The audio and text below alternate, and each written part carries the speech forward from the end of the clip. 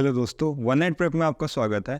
इस वीडियो में हम डिस्कस करेंगे पॉलीगन फिलिंग एल्गोरिथम और पॉलीगन क्या होता है। साथ में हम देखेंगे पॉलीगन इनसाइड टेस्ट। तो polygon is a collection of lines. कोई भी पॉलीगन क्या है? Collection of lines.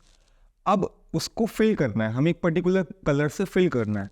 तो अगर हमें उसे फिल करना है तो हमें चेक करना पड़ेगा कि जो गिवन पिक्सल है वो उस पॉलीगन के अंदर है या बाहर, क्योंकि हमें उसी पिक्सल को कलर करना है जो उस पॉलीगन के अंदर लाई करेगा।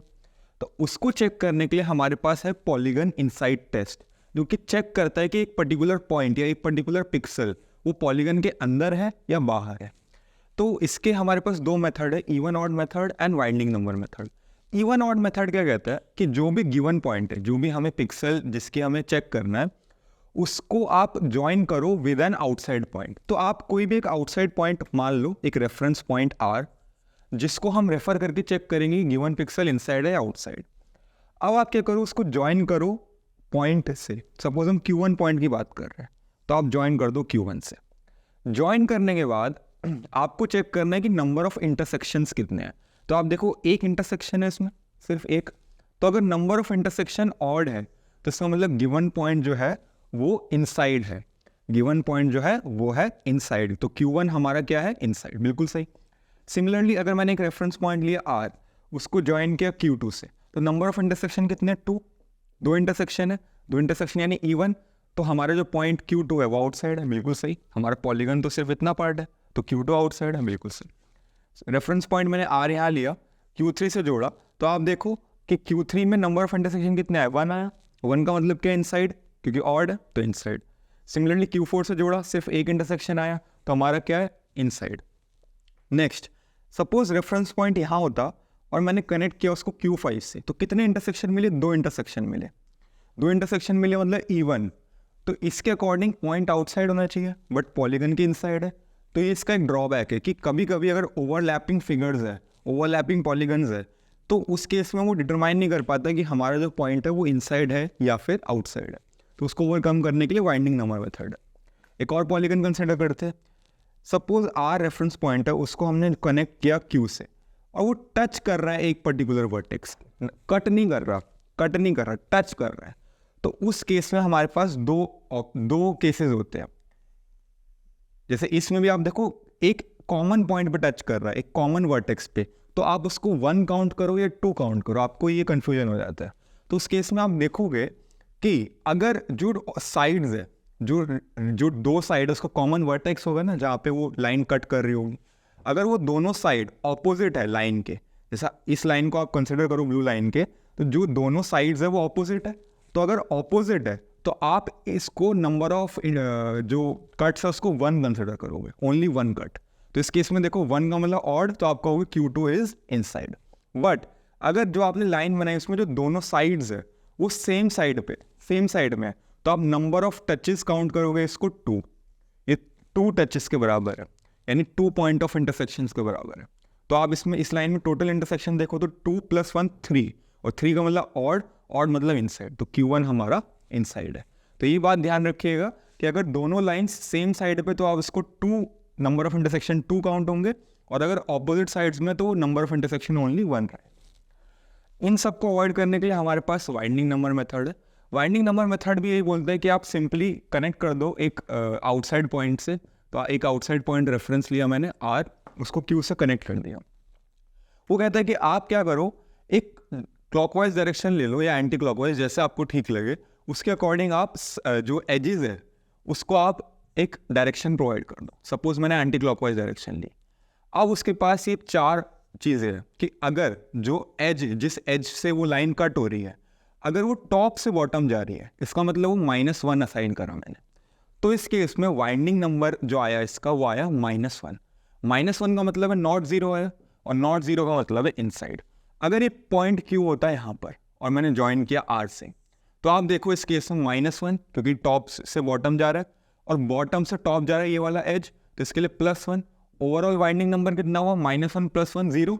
0 का मतलब क्या? आउटसाइड। तो इसका मतलब Q पॉइंट हमारा आउटसाइड वेरीफाई होगा। सिमिलरली अगर मैं इन सब पॉइंट्स की बात करूं तो मैं एक डायरेक्शन प्रोवाइड कर लेता हूं।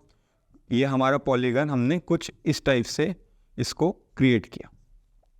आप कैसे पॉलीगन को जनरेट कर रहे हो बिना पेन उठाए, वो हमारी डायरेक्शंस निकल के आती है उससे। तो मैंने यहाँ से स्टार्ट किया पॉलीगन बनाना, तो मैंने इस डायरेक्शन में अपना पॉलीगन क्रिएट किया, तो उसके अकॉर्डिंग मैंने इसको डायरेक्शंस प्रोवाइड करी।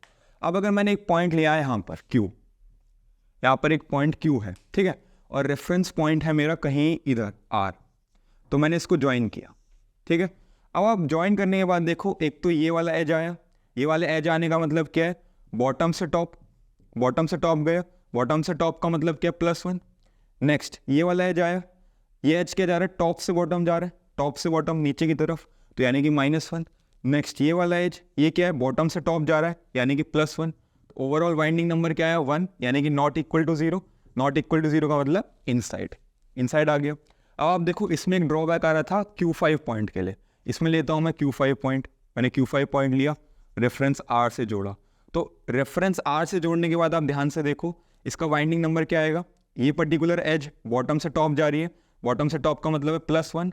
सिमिलरली ये वाली एज भी बॉटम से टॉप जा रही है, यानी कि +1 इक्वल टू 2, यानी कि नॉट इक्वल टू 0, यानी कि क्लियरली Q पॉइंट जो है हमारा इनसाइड, तो ये उसके ड्रॉबैक को ओवरकम कर रहा है।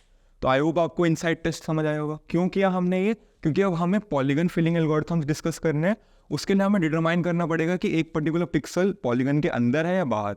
अंदर है तभी हम उसको कलर कर देंगे, अदरवाइज हम नहीं। तो स्टार्ट करते हैं पॉलीगन फिलिंग एल्गोरिथम से। तो पॉलीगन फिलिंग एल्गोरिथम में हम क्या करेंगे, एक पिक्सल उठाएंगे, सबसे पहले एक पिक्सल से स्टार्ट करेंगे, फिर हम ग्राफिकल स्ट्रक्चर से बाकी पिक्सल, नेबरिंग पिक्सल्स को विजिट करेंगे। तो क्या कहना चाह रहा हूँ, अगर मैंने एक पर्टिकुलर पिक्सल उठाया तो उसके बाद मैं इसके नेबर्स को कलर करूँगा, फिर उनके नेबर्स को कलर करूँगा, फिर उनके नेबर्स को कलर करूँगा, कलर करता रहूँगा कब तक, जब तक मुझे बाउंड्री ना मिल जाए। ऐसा बाउंड्री फिल एल्गोरिथम कहता है। बट नेबर्स को विजिट करने का तरीका क्या है, 2 तरीके, 4 कनेक्टेड एल्गोरिथम और 8 कनेक्टेड एल्गोरिथम। 4 कनेक्टेड क्या कहता है कि अगर आप करंट XY पिक्सल पे खड़े हो, X, Y पे, तो आप नेक्स्ट कौन कौन से पिक्सल्स को विजिट करोगे, इसके नेबर्स कौन कौन से होंगे, टॉप, इसके जस्ट ऊपर वाला, जस्ट नीचे वाला, लेफ्ट वाला एंड राइट वाला। तो क्या कोऑर्डिनेट्स होंगे, इसके कोऑर्डिनेट होगा X, Y+1, इसका होगा X, Y-1, अगर ये X, ये Y एक्सिस है, X एक्सिस है, इसका क्या होगा X-1 और Y, और इसका होगा X+1 एंड Y। तो आप अगर करंट पिक्सल पे हो तो उसके 4 कनेक्टेड कैसे नेबरिंग विजिट करोगे, आपको समझ आ गया। 8 कनेक्टेड क्या बोलता है कि आप साथ में डायगनल्स को भी विजिट करो। 8 कनेक्टेड बोलता है कि साथ में आप डायगनल्स को भी विजिट करो। जनरली प्रेफर्ड एल्गोरिथम है 8 कनेक्टेड। क्यों, अभी मैं बताता हूँ क्यों। तो डायगनल्स को जब हम विजिट करेंगे तो इसका कोऑर्डिनेट क्या हो जाएगा, इसका हो जाएगा X+1, Y+1, इसका हो जाएगा X-1, Y+1। सिमिलरली इसका क्या हो जाएगा X-1, Y-1 and X+1, Y-1। तो हम सारे नेबर्स को विजिट करेंगे। 8 कनेक्टेड एल्गोरिथम प्रेफरेबल क्यों है, क्योंकि सपोज आपका पॉलीगन कुछ इस टाइप है और हम इस पिक्सल पे प्रेजेंट है, तो ये नेबरिंग पिक्सल में क्या विजिट करेगा, लेफ्ट, बॉटम, टॉप पे तो जाएगा नहीं क्योंकि वो आउटसाइड, और राइट में भी नहीं जाएगा। तो उसके अकॉर्डिंग बस यही पॉलीगन कलर हो पाएगा, क्योंकि इसने कभी इस पर्टिकुलर पिक्सल ने जंप करके डायगोनल को विजिट ही नहीं किया।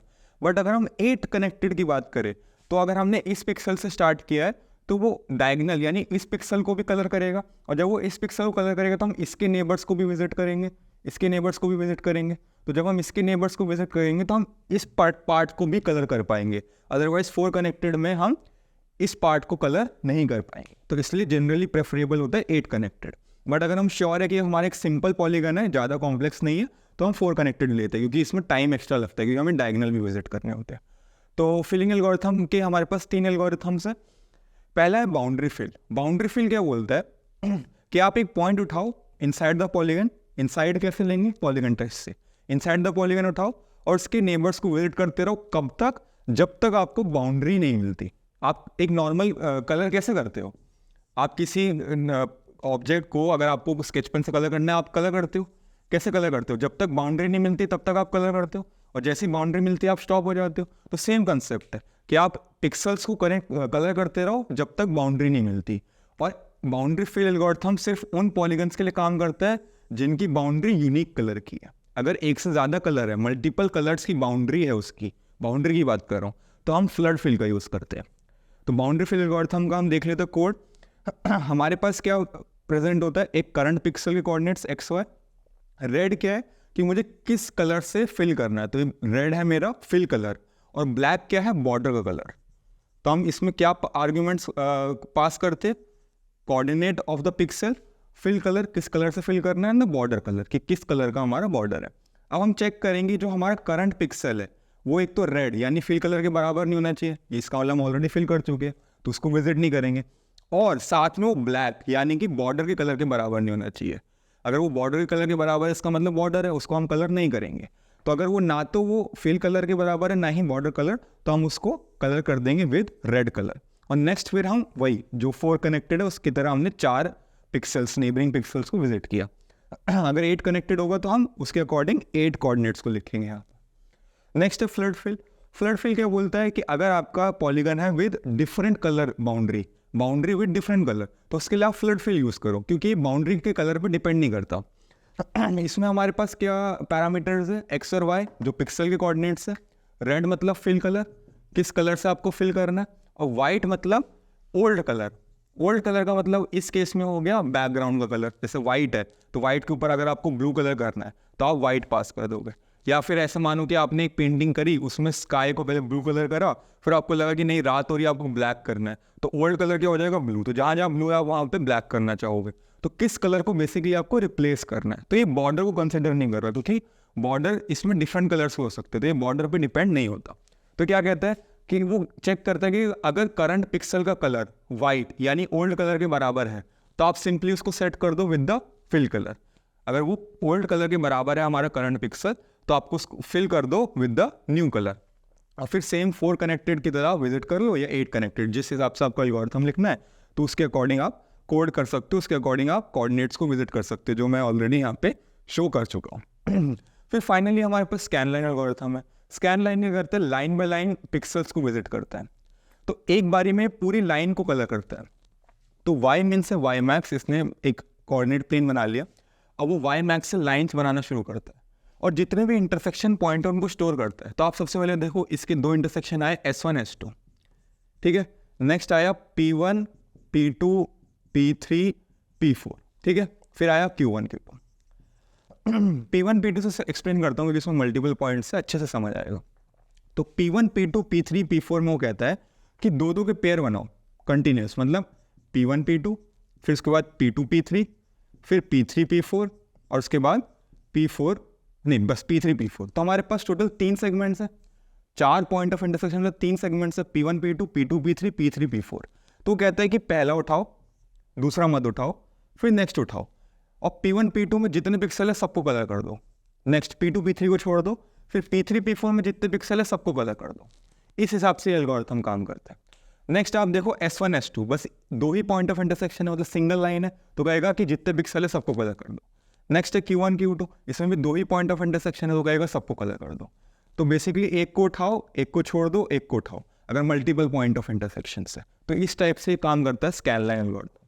तीनों बेसिक है, डिपेंडिंग अपॉन आपका क्या यूज़ केस है उसके अकॉर्डिंग ये काम करता है। तो आई होप आपको पॉलीगन फिलिंग एल्गोरिथम समझ आया होगा। अगर आपको सब कुछ समझ आया है तो वीडियो को लाइक कीजिएगा, चैनल को सब्सक्राइब कीजिएगा और ज़्यादा से ज़्यादा शेयर कीजिए। Thank you.